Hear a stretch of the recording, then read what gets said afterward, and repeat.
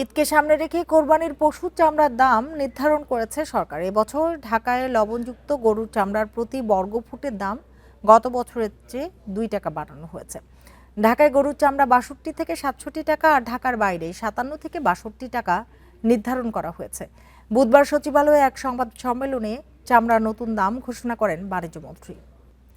এ নিয়ে বিস্তারিত আলোচনা করতে রাজধানী ধানমন্ডি থেকে আমাদের সাথে যোগ দিয়েছেন লেদার ওয়ার্কিং গ্রুপের সাবেক অডিটর আফজাল হোসেন।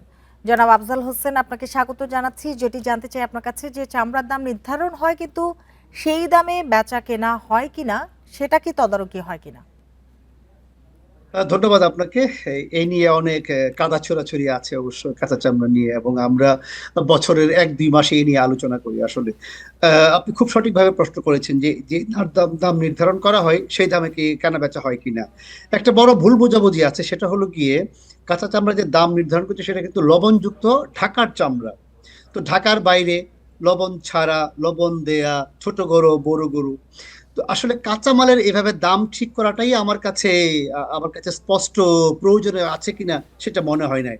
যার জন্য স্পষ্ট পদক্ষেপ না থাকাতে এই কাঁচা চামড়া নিয়ে কাদা ছোড়াছুড়ি প্রতি বছর হচ্ছে, কে কাকে কি করছে আমরা জানি না।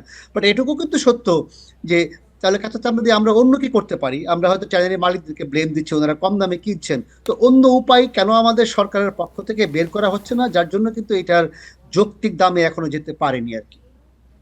জি, হ্যাঁ, এত চামড়া সংরক্ষণ ও প্রক্রিয়াজাত করার সক্ষমতা কি আমাদের রয়েছে কিনা? এক বাক্যে বলবো নেই। এবং গত 50 বছরে সেটার জন্য আমরা চেষ্টাও করিনি। কাঁচা চামড়াকে সংরক্ষণ করার যে একটা প্রক্রিয়া করা আছে পৃথিবীতে আছে, সেটা নেই। এবং দুর্ভাগ্যজনক হলো সত্য যে দিন দিন তো আমাদের পৃথিবীর জলবায়ু পরিবর্তনের কারণে হিউমিডিটি এবং তাপমাত্রা বেড়ে যাচ্ছে, যার জন্য কি হচ্ছে, আমাদের ছোট কালে বা আপনার যদি বলেন 80-90-এর দশকে চামড়ার দাম ভালো পাওয়া যেত। কারণ কি, তখন এই বাতাসে জলীয় বাষ্পের পরিমাণ কম ছিল এবং এই কোরবানি হতো শীতকালের দিকে। তো গরমকালে হওয়াতে কাঁচা চামড়া খুব সহজেই নষ্ট হয়ে যাচ্ছে। এবং সেই জায়গা থেকে আমরা কি বলবো, সরকারি কোনো পদক্ষেপ নেই যে এটাকে ভালো রাখা যাবে আর কি। জি, পাচার ঠেকাতে বাড়তি নজরদারি থাকছে, কিন্তু কাঁচা চামড়া রপ্তানির উদ্যোগ নেওয়া যেত কিনা? কাঁচা চামড়া বাংলাদেশ থেকে চাইলেই রপ্তানি করা যাবে না। গত বছর এই কি বলবো, ইন্টারিম গভর্নমেন্টের সময় যে একটা আলোচনা ছিল, সেটা একেবারে পুস্তকের মতোই। বাংলাদেশ থেকে চামড়া কিনে অন্য কোনো দেশ, কাঁচা চামড়া কিনে অন্য কোনো দেশ লাভবান হওয়ার সুযোগ খুব কম। সো কাঁচা চামড়া আমরা এক্সপোর্ট করতে পারবো না। এখানে অনেকগুলো প্রটোকলীয় ব্যাপার কাজ করছে, সেটা বেশ তাত্ত্বীয়। আমি সেখানে মানে কমার্সের ভাষায় নাই বলতে গেলাম যে সেটা একটা। আর পাচারের ক্ষেত্রে আমি বলবো, পাচার তো সবসময় বন্ধ থাকতে হবে।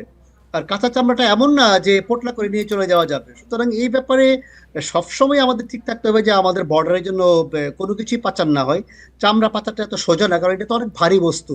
সো এই যে এই এই কথাবার্তাটাও আমার কাছে খুব অপ্রয়োজনীয় বলে মনে হয় আর কি। বিভিন্ন মন্ত্রণালয় থেকে যা বলা হয় বা আইন শৃঙ্খলা বাহিনী থেকে কাঁচা চামড়ার পাচার, আমি আমি আমি ঠিক বুঝতে পারি না ব্যাপারটা। জি, আন্তর্জাতিক বাজারে বাংলাদেশি যে চামড়াজাত পণ্য রয়েছে সেগুলির চাহিদা বাড়াতে সবচেয়ে বড় বাধা আসলে কোনটা মনে হয়, মান নাকি অন্য কিছু?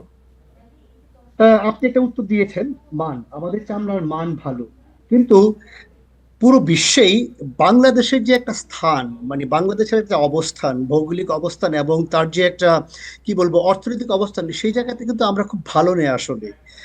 ভৌগোলিক সূচকে আমাদের দেশের যে একটা অবস্থান, তো সেটা শুধু পণ্য দিয়ে হবে না। আমরা হয়তো খুব ভালো আম তৈরি করছি, কিন্তু বিশ্ববাজারে তার পরিমাণ খুব কম। সো চামড়ার ক্ষেত্রেও আমরা খুব ভালো মানের চামড়া তৈরি করতে পারছি, আমাদের টেকনোলজিস্ট ভাইয়েরা খুব ভালো মানের চামড়া তৈরি করতে পারছে, কিন্তু তার মার্কেটিং এর জায়গায় আমরা অনেক অনেক অনেক পিছিয়ে আছি।